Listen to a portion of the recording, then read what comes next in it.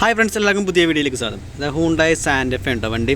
അപ്പോൾ നമുക്കിതിൻ്റെ air filter AC filter എങ്ങനെ അഴിക്കാമെന്ന് നോക്കാം. അപ്പോൾ ഈ കാണുന്ന യൂണിറ്റാണ് എയർ ഫിൽറ്ററിൻ്റെ അസംബ്ലി. അപ്പോൾ അത് അഴിക്കുന്നതിൻ്റെ 2 ക്ലിപ്പുണ്ട്. ക്ലിപ്പ് നേരെ ബാക്കിലേക്ക് വലിക്കുക.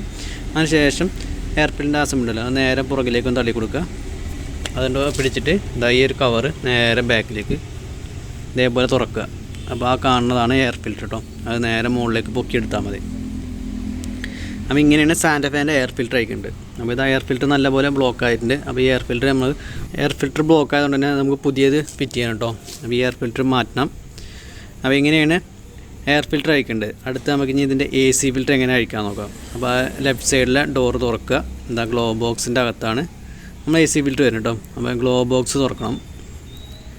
ഗ്ലോ ബോക്സ് തുറന്നിട്ട് നേരെ സാധാരണ നമ്മൾ അഴിക്കണ പോലെ തന്നെ 2 സൈഡും ഒരു ലോക്കുണ്ട്. ആ ലോക്ക് തിരിച്ച് കഴിഞ്ഞാൽ അതുകൊണ്ട് പുറത്തേക്ക് എടുക്കാൻ പറ്റും. അതേപോലെ തന്നെ ഇപ്പോഴത്തെ സൈഡ് ഉണ്ടായിരിക്കും.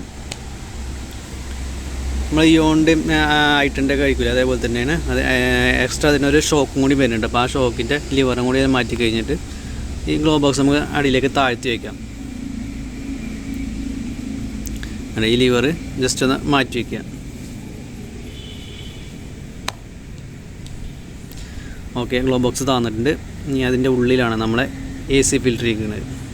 അപ്പോൾ ഇതിനകത്താണ് നമ്മൾ AC ഫിൽറ്റർ ഇരിക്കുന്നത് കേട്ടോ. അപ്പോൾ AC ഫിൽറ്റർ അയക്കാന്നുണ്ടെങ്കിൽ ഇവിടെ നിന്ന് പ്രസ് ചെയ്തിട്ട് നേരെ ബാക്കിലേക്ക് വലിക്കുക. എന്നിട്ട് ഇതേപോലെ പുറത്തേക്ക് എടുത്താൽ മതി. ഇതവിടെ ലോക്കാണ്, അത് നേരെ അതിൻ്റെ ഉള്ളിലേക്ക് സ്ലൈഡ് ചെയ്ത് വെക്കണം കേട്ടോ. അത് നേരെ വലിച്ചെടുത്താൽ മതി. അപ്പോൾ ഇതാണ് നമ്മുടെ AC ഫിൽറ്റർ. AC ഫിൽറ്റർ ഇതേപോലെ വലിച്ചെടുക്കുക. എന്നുണ്ടോ, AC ഫിൽറ്ററാണ്. AC ഫിൽറ്റർ ബ്ലോക്ക് ആയിട്ടുണ്ട്. അപ്പോൾ ഈ AC ഫിൽറ്റർ നമുക്ക് പുതിയത് മാറ്റി വെക്കണം. അപ്പോൾ ഇങ്ങനെയാണ് ഇതിൻ്റെ AC ഫിൽറ്റർ അയക്കേണ്ടത്.